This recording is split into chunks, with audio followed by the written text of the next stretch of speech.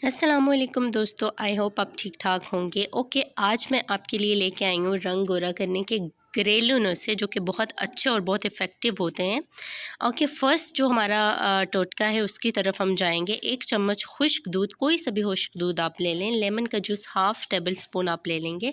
बादाम का ऑयल लेंगे। बादाम का ऑयल नहीं भी है तो जैतून या नारियल का ऑयल हर एक के घर में मौजूद होता है, वो आप लेंगे। एक अच्छा सा पेस्ट आप बनाएंगे, ज़्यादा थिक नहीं बनाना, और 15 मिनट तक आप इसको चेहरे पर लगा रहने देंगे और फिर ठंडे पानी से आप अपना चेहरा साफ़ करेंगे। बहुत बहुत 3-4 डेज़ में आपको इसका बहुत अच्छा रिज़ल्ट दिखेगा।